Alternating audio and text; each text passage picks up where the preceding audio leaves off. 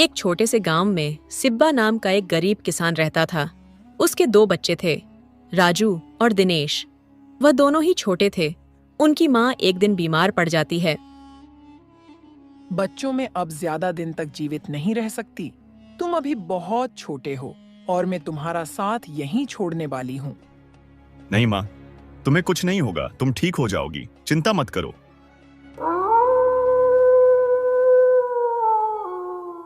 कुछ दिन गुजर जाते हैं और उनकी माँ इस दुनिया को छोड़ के चली जाती हैं और सिब्बा ने शादी कर लेता है। शादी के कुछ दिनों बाद ही सौतेली माँ बच्चों को अपना रंग दिखाना प्रारंभ कर देती है। सारा दिन खेलते ही रहोगे क्या? कुछ काम धंधा ही कर लिया करो। माँ, अभी हम छोटे हैं, भला अभी हम क्या काम कर सकते हैं? फ्री की रोटियां ही तोड़ते रहो। भाग्यवान आज तो बोल दिया, अब कभी नहीं कहूंगी। सिब्बा को कुछ भी पता नहीं था कि ये बच्चों के साथ ऐसा दुर्व्यवहार करती है। बच्चों, क्या तुम खुश हो अपनी नई माँ के साथ? राजू रोते हुए बोला। हाँ पापा, हम बहुत खुश हैं, बहुत अच्छी हैं हमारी सौतेली माँ। अरे बेटा, सब ठीक तो है ना? कुछ कहा क्या तुम्हारी माँ ने? हाँ पापा, आपके घर से जाने के बाद माँ हमको बहुत तंग करती हैं, ना खेलने देती है ना खाने देती है। तुम अभी खेलने जाओ बेटा, मैं तुम्हारी माँ से बात करता हूँ। ठीक है पापा।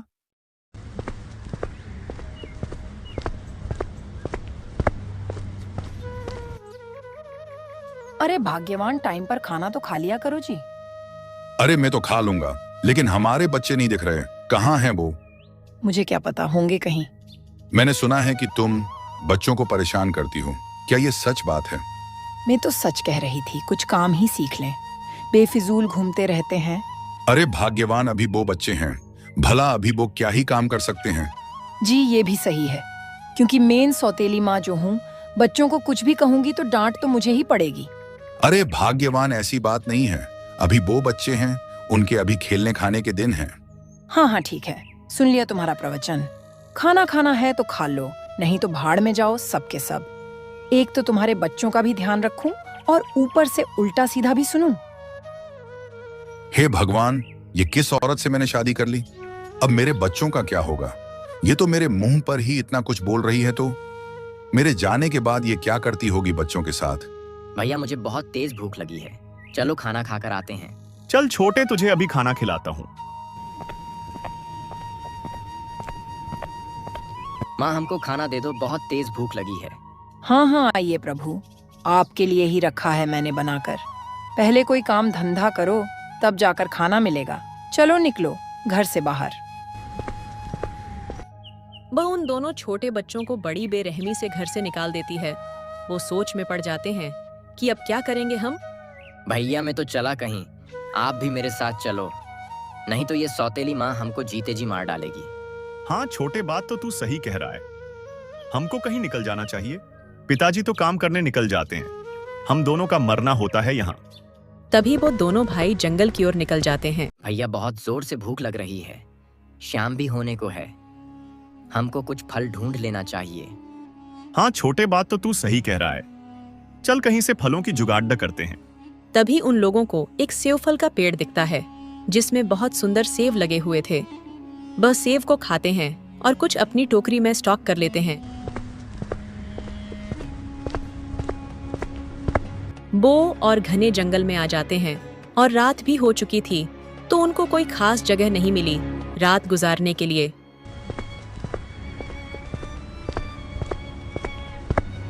तभी और आगे जाने के बाद उनको एक गुफा मिल जाती है।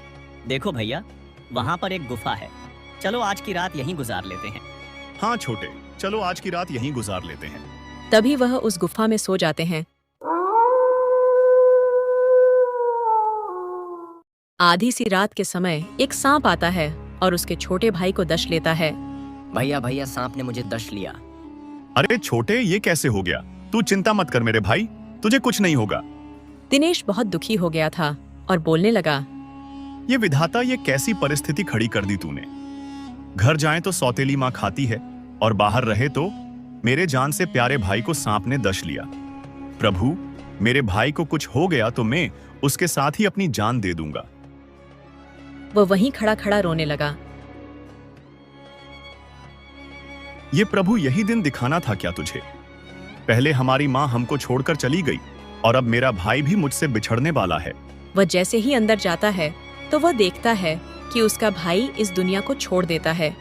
वह रो रहा था तो बाहर एक संत जा रहे थे, तो वो जब रोने की आवाज सुनते हैं तो अंदर जाते हैं। अरे तूने मेरे बच्चों को कहाँ भगा दिया? वो अभी तक घर नहीं आए। सच कहते हैं सौतेली माँ सौतेली ही होती है।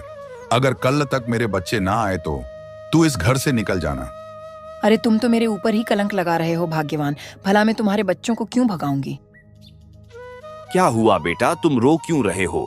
महाराज, मेरे भाई को सांप ने काट लिया है। अरे बेटा, तुम यहाँ क्या कर रहे हो और यहाँ क्यों आए थे? महाराज, कुछ दिनों पहले हमारी माँ की मृत्यु हो चुकी है और सौतेली माँ हमको खाना तो छोड़ो, घर में तक नहीं आने देती थी।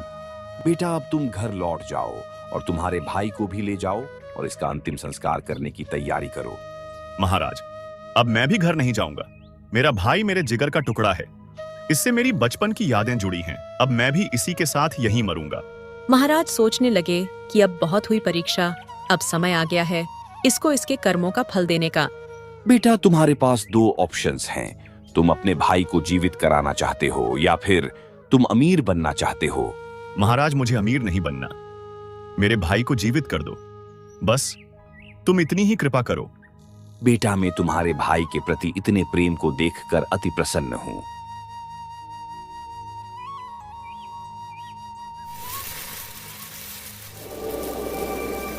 तभी महाराज उसके भाई को जीवित कर देते हैं। महाराज, आपने मेरे भाई की जान बचाई, इसलिए मैं आपका उपकार कभी नहीं भूलूंगा। बेटा, तुम अपनों को पहचान नहीं पाए। तुम्हारी सौतेली माँ इतनी बुरी नहीं है जितना तुम सोच रहे थे। वो तो इसलिए आपको डांटती है जिससे आप कुछ काम करने लगो और अपने पिताजी को काम में मदद कराओ। और हाँ, ये सांप भी मैंने ही बनाया था जिससे आपको सही रास्ता मिल सके। जाओ बेटा, अपने घर लौट जाओ। महाराज, आपने हमारी आंखें खोल दी, हम कल ही अपने घर लौट जाएंगे।